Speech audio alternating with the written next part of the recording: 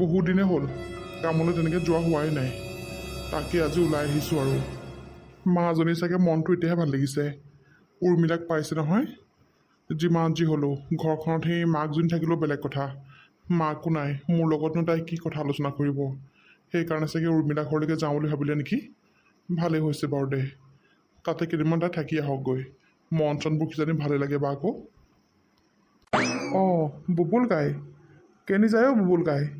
মানুহটো একেবাৰে দেখা দেখিয়ে নাই আৰু বহুত দিনৰ মূৰত দেখিছোঁ। অঁ ৰঞ্জিত, এই কামলৈকে যাওঁ বুলি আহিছোঁ। বহুত দিন হ'ল কামলৈ তেনেকৈ যোৱাই নাই। তাকেই বোলো ওলাই আহিছোঁ আৰু। পিছে তই কেনি যাওঁ? মইনো ক'ত যাম আৰু, দোকানলৈকে আহিছোঁ। পিছে হেৰি নহয় বুবুল কাই, ছোৱালীজনী ঘৰতে আছেনে নে গিৰিয়েকৰ ঘৰলৈ গ'ল? নাই নাই, তাই উৰ্মিলা ঘৰলৈ গৈছে। কেইদিনমান থাকি আহোঁ বুলি কৈছে। মই বোলো যাওঁ আৰু। পিছে হেৰি নহয় বুবুল কাই, কথা এটা সুধোঁ, বেয়া নাপাব আকৌ। ছোৱালীজনী কি একেবাৰে গুচি আহিলে নেকি গিৰিয়েকৰ ঘৰৰ পৰা? নাই নাই, নাই অহা। বহুত দিন হ'ল যে বিয়া পতাৰ পিছৰ পৰা তাই ঘৰলৈ অহাই নাই তেনেকৈ। সেইকাৰণে কেইদিনমান বেছিকৈ থকাকৈ আহিছে। নাই অহা, একেবাৰেনো কিয় গুচি আহিব বাৰু। অঁ অঁ হয় নেকি? বাৰু ঠিকেই আছে। একেবাৰে যদি গুচি অহা নাই তেতিয়াহ'লে বাৰু ঠিকেই। মানুহবোৰৰ আলোচনা মৰ্মেহে মই কথাটো সুধিলোঁ আৰু। যেনিয়ে যাওঁ কেৱল সেই পূজাৰ কথাই বোলে একেবাৰে গুচি আহিলে পাই গিৰিয়েকৰ ঘৰৰ পৰা। গিৰিয়েকৰ বোলে চৰিত্ৰ ভাল নহয় নেকি, এনেকৈহে কিবা শুনিলোঁ আৰু। তাকে মই বিশ্বাস কৰা নাই। মানুহৰ আৰু এটাতে দুটা আলোচনা কৰিবই আৰু দিয়কচোন। সেইকাৰণে আপোনাকে সুধিলোঁ। বাৰু ঠিকেই আছে, একেবাৰে যদি অহা নাই। ইমান ভাল ঘৰ এখন পাইছে, সেইকাৰণে ভালকৈ থাকিব লাগে আৰু ন। বাৰু দিয়ক, আপুনি গৈ থাকক তেতিয়াহ'লে, ময়ো গৈ থাকোঁ আৰু। অঁ অঁ ঠিক আছে বাৰু, যা। ৰাম, ওলাই আহিছিলোঁহে এইবোৰ আকৌ শুনিলোৱেই। কামলৈ যাওঁনে নাযাওঁ বাৰু, মানুহবোৰ মানে আলোচনা কৰি শেষ হোৱাই নাই। ক'তো দেখোন মই ওলাই যাবই নোৱাৰা হ'লোঁ। চাৰিওফালে কেৱল মাজনীৰ কথাই আলোচনা। যাওঁ আৰু, এইবোৰ চিন্তা কৰি থাকিলে মানে নহ'ব নহয়। ঘৰখনত এনেই সোমাই থাকিলে মানে পেটটো নভৰে নহয়। কাম কৰিলেহে পইচা পাম। যাওঁ আৰু কামলৈকে। অঁ উৰ্মিলা বৌ, অঁ উৰ্মিলা বৌ আছে নাই ঘৰত? অঁ আছে আছে, আহকচোন আহক, বহকি আহক। পিছে আপুনি কোন হয়নো? উৰ্মিলা বৌ ঘৰলৈ কোনোবা আলহী আহিছে নেকি? অঁ আচলতে উৰ্মিলাৰ মোৰ লগৰ হয়। আমি একেখন গাঁৱৰে হয়। সৰুৰ পৰা একেলগে খেলি ধূলি ডাঙৰ দীঘল হোৱা। তাকে বিয়া হোৱাৰ পিছৰ পৰা তেনেকৈ লগ পোৱাই নাই যে, সেইকাৰণে উৰ্মিলা ঘৰলৈ আহিলোঁ মই ফুৰিবলৈ। আহকচোন আহক, আপুনি বহকি আহক। অঁ হয় নেকি? বৰ ভাল কথা, বৰ ভাল কথা দেই। আজিকালি আৰু ক'তনো লগৰ বান্ধৱী মানুহে বিচাৰি ফুৰে। নিজৰ দুনিয়াতে চব নিজৰে মজগুল। তুমি যে বিচাৰি আহিছা, সঁচাকৈ পাই মনটো বৰ ভাল লাগি গৈছে মোৰ শুনি পেলাই। পিছে হেৰি নহয়, মই নবহোঁ বাৰু। উৰ্মিলাক পটককৈ মাত খাৰ দিয়াচোন, মই তাইক কথা এটা ক'বৰ কাৰণেহে আহিলোঁ। অঁ অঁ ৰ'ব ৰ'ব, মাতি দিছোঁ ৰ'ব। অঁ তই আহিলিয়ে? তোকে মাতিবলৈ গৈছিলোঁ মই। তোৰ কোনোবা আহিছে আকৌ, তোক বিচাৰি ফুৰিছ তেনেকুৱা। অঁ জোনালী, আহা আকৌ বহা, আহা। কেলৈ এনেকৈ দৰজা ওচৰতে থিয় হৈ আছা? নাই নাই, নবহোঁ এতিয়া। মই সেই নিমন্ত্ৰণ এভাগহে দিবলৈ আহিলোঁ। পিছবেলাকৈ আমাৰ ঘৰলৈ যাবচোন। অকণমানকৈ নাম এষাৰ পাতিছোঁ। মানুহজনৰ গা চাবোৰ তেনেকৈ ইমান ভাল হৈ নাথাকে যে, সেইকাৰণে বোলো নাম এষাৰকে পাতোঁ। বুলি সেই গধূলি সময়ত এটা নাম এষাৰ পাতিছোঁ। যাব দেই আপুনি। আৰু আপোনাৰ এই আলহীকো লৈ যাব লগতে। আলহীৰ লগত বাৰু নিজে নিজে কথা পাতিলোৱে, বৰ ভাল লাগিলে হেৰ' বৌ শুনি পেলাই। আজিৰ যুগত এনেকৈ বন্ধু বান্ধৱী বিচাৰি নুফুৰে মানুহ কোনেও। এওঁ যে ইমান দূৰৰ পৰা আপোনাৰ ওচৰত আহিছে, সঁচাকৈ দেই। হয় নেকি? ঠিক আছে বাৰু, ময়ো যাম আৰু মোৰ বান্ধৱীকো লৈ যাম। পিছে তোমালোকে নিজে নিজে কথা পাতিলাই, ভালেই কৰিলা বাৰু দিয়া। এইও সেই এইকেইদিন ঘৰতে সোমাই সোমাই বৰ চাগে আমনি পাইছে।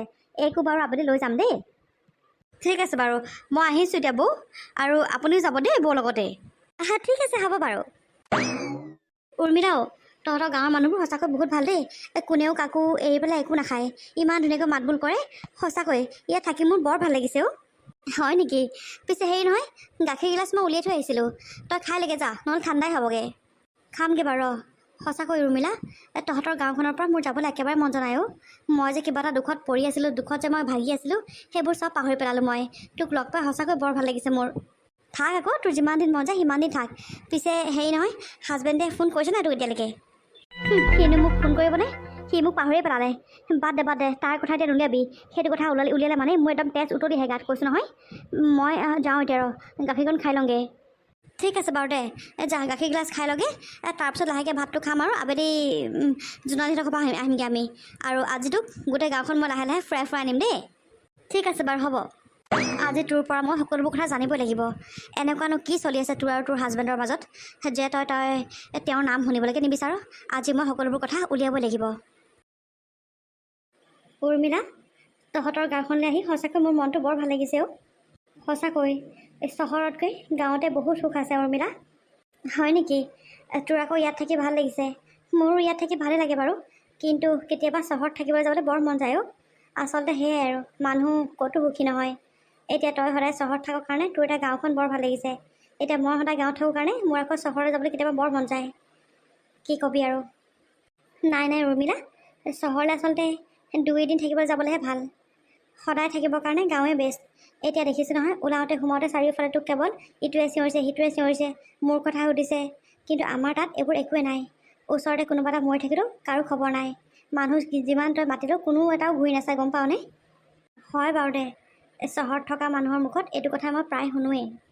পিছে এইবোৰ বাদ এতিয়া, তই কেতিয়াকৈ আকৌ হাজবেণ্ডৰ ঘৰলৈ যাম বুলি ভাবিছ? কিয় উৰ্মিলা, মই ইয়াত থকাৰ কাৰণে তই অসুবিধা পাইছ নেকি? হেই নাই, কি যে কথাবোৰ কওঁ নহয়। তোৰ ইয়াত যিমান দিন মন যায় তই সিমান দিন থাক। মই এনেই কথাটোহে সুধিছোঁ। বুজিছোঁ বাৰু দে, কিন্তু আচলতে মই হাজবেণ্ডৰ ঘৰলৈ যাম নে নাই নাজানো, আৰু যাম বুলিতো মই এতিয়ালৈকে ভবা নাই। আচলতে গ'লেওনো মই কি আশা লৈ যাম বাৰু? কাকনো মই আপোন বুলি ভাবি পেলাই যাম? সেইখন ঘৰত আপোন কোনো নাই অ', মোৰ কোনো নাই সেইখন ঘৰত আপোন। এনেকৈ তই সদায় কিয় কৈ থাক কচোন?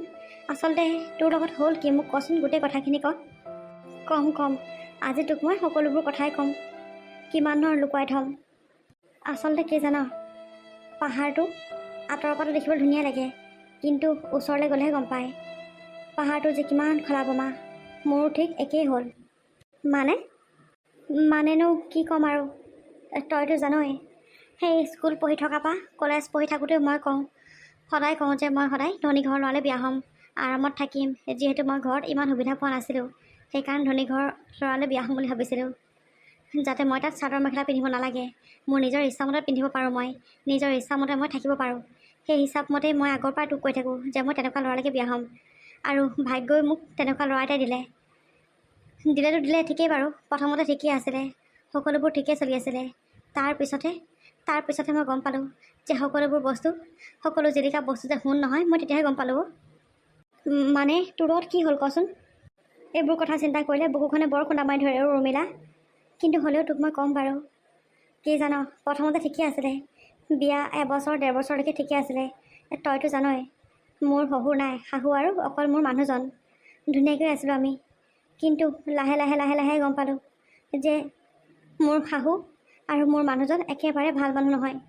তেওঁলোক বহুত বেয়া মানুহ তেওঁলোক।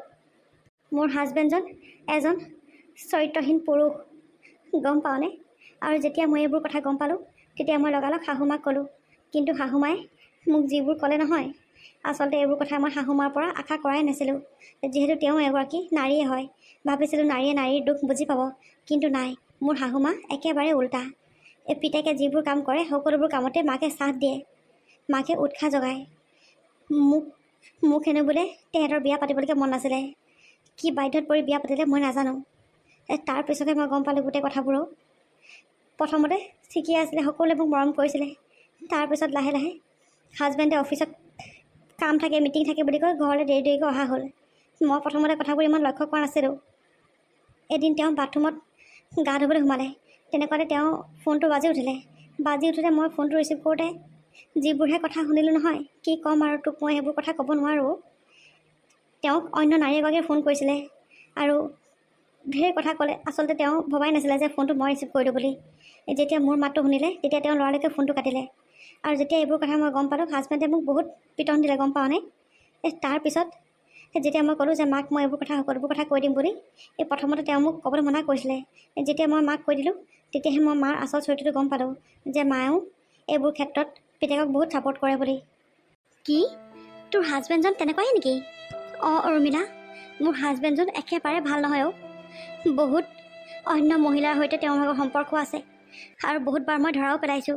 1-2 নহয়, কেইবাবাৰো মই ধৰা পেলাইছোঁ। কিন্তু তথাপিও তেওঁ একো কেয়াৰে নকৰে মোক। মানে মই থাকিলেও থাক, নাথাকিলেও নাই, আৰু থাকিলেও তেনেকৈ তেওঁৰ লগত মৰি জীয়াই থাকিব লাগিব। সেইকাৰণে আচলতে মই দেউতাৰ ওচৰলৈ গুচি আহিলোঁ। সেইখন ঘৰত মোৰ কোনোৱে আপোন নাই অ'। শাহুমাও মোক অকণ দেখিব নোৱাৰা হ'ল। তাৰপিছত কি কৰিলে গম পাওঁনে?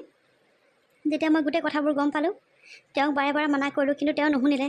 মোক কৈছে যে তই থাক যদি এখন ঘৰত চাকৰণিৰ ৰূপত থাক, নহ'লে তই মাৰৰ ঘৰলৈ যাগে যা বুলি কৈছে। আৰু মইনো পটককৈ দেউতাৰ ওচৰলৈ কেনেকৈ গুচি আহোঁ? সেইকাৰণে মই তাত চাকৰণিৰ ৰূপে থাকিলোঁ কেইমাহমান। তাৰপিছত এদিন তেওঁ হঠাতে এগৰাকী অন্য বিবাহিতা মহিলাক তেওঁ বিয়া কৰাই লৈ আহিলে।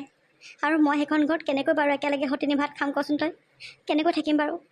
ইমানখিনি মই সহ্য কৰিব নোৱাৰিলোঁ। সেইকাৰণে মই একেবাৰে গুচি আহিলোঁ। ইছ ৰাম, তোৰ কথাবোৰ শুনি সঁচাকৈ বৰ বেয়া লাগিছে, বৰ বেয়া লাগিছে।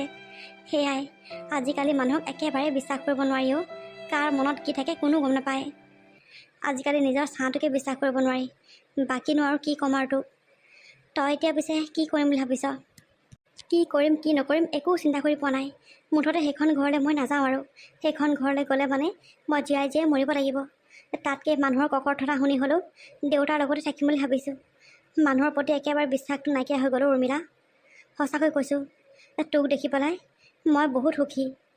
হ'ব পাৰে তোৰ ঘৰত পকা নহ'ব পাৰে, তোৰ ঘৰত ভাল এখন বিচনা নাথাকিব পাৰে, কিন্তু তোৰ আৰু তোৰ মানুহটোৰ প্ৰতি যিবোৰ মৰম দেখিছোঁ নহয়, সঁচাকৈ মোৰ বহুত ভাল লাগিছে উৰ্মিলা। মই এটা কথাই ভালদৰে গম পালোঁ, আচলতে সকলো বস্তু ধনেৰে সোণেৰে কিনিব নোৱাৰি। যেনেকৈ মৰম কিনিব নোৱাৰি। আমাৰ ঘৰত অজস্ৰ ধন সম্পত্তি আছে, কিন্তু আমাৰ একো সুখেই নাই অ'। মানুহজনৰ লগত মই অকণোৱে সুখী নহ'লোঁ। আজিলৈকে ইমানবাৰ ক'লোঁ বোলো বেবী প্লেনিং কৰোঁ আহক, কিন্তু নাই, তেওঁ মোক অকণোৱে সহায় নকৰিলে। জানো চা, বেবী হ'লে মানে তেওঁ মোক গোটেই জীৱনটো চলাই থাকিব লাগিব, সেইকাৰণে হয়তো চাগে তেওঁ প্লেনিঙে নকৰিলে। কি কবি আৰু, তই সঁচাকৈ বহুত সুখত আছ। মই কৈছোঁ নহয়, তহঁতৰ যিবোৰ মৰম নহয়, তই বিশ্বাস কৰ নকৰ নাজানো। মই বিয়া হোৱা এবছৰৰ পিছৰ পৰা মানুহজনৰ লগত যে মই একেলগে কেতিয়ানো ভাত খাইছিলোঁ মোৰ মনতে নাই। কিন্তু তহঁতৰ যিবোৰ মৰম দেখিছোঁ, তই মানুহজন নহালৈকে ভাত নাখাওঁ, মানুহজনে তই নহালৈকে ভাত নাখায়, একেলগে দুয়োটাই সুদাই নিকাই হ'লেও এসাঁজ খাওঁ।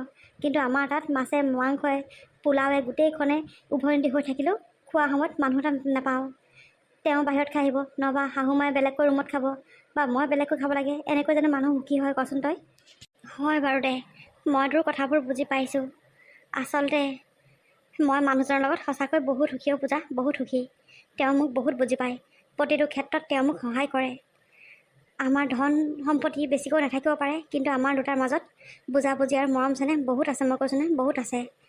তই চিন্তা নকৰিবি ৰ, নিশ্চয় ভগৱানে কিবা এটা ৰাস্তা দেখুৱাব তোক। নাজানো আৰু ভগৱানে কি ৰাস্তা দেখুৱাব। আচলতে মানুহৰ লগত যি হ'ব লগা থাকে সেয়া হ'বই আৰু। বেছিকৈ বিচাৰিছিলোঁ যে, সেইকাৰণে হয়তো চাগে ভগৱানে মোক এটা শিক্ষা দিলে। এনেকৈনো বাৰু কিয় কৈছ? চিন্তা নকৰিবি ৰ, তোক সি যেনেকৈ কষ্ট দিছে, এদিন সিও কষ্ট তেনেকৈ পাব। চাবি, তোৰ ওচৰলৈ সি এদিন চুঁচৰি আহিব লাগিব। তই চাই থাক, তাক উচিত শিক্ষা ভগৱানে দিবই। নাজানো আৰু সেইটো দিন কেতিয়া আহিব। হয়তো সেইটো দিন অহালৈকে বহুত দেৰিয়ে হৈ যাব। একো নাই পূজা, ধৈৰ্য ধৰ। ধৈৰ্যৰ ফল সদায় মিঠা। আৰু শুন, এইখন ঘৰত তোৰ যিমান দিন মন যায় সিমান দিন তই থাকিব পাৰিবি। এইখন তোৰ নিজৰ ঘৰ বুলি ধৰি ল'বি, কাৰণ আমি দুজনী সৰুৰ পৰা খেলি ধূলি ডাঙৰ দীঘল হৈছোঁ। আমি লগৰীয়াই নহয়, আমি দুইজনী বাই ভনী হিচাপে থাকিব পাৰিম। সঁচাকৈ উৰ্মিলা, মই কৈছোঁ নহয়, আজিৰ যুগত কিন্তু তোৰ নিচিনা বান্ধৱী পাবলৈ সঁচাকৈ বহুত টান, বহুত টান।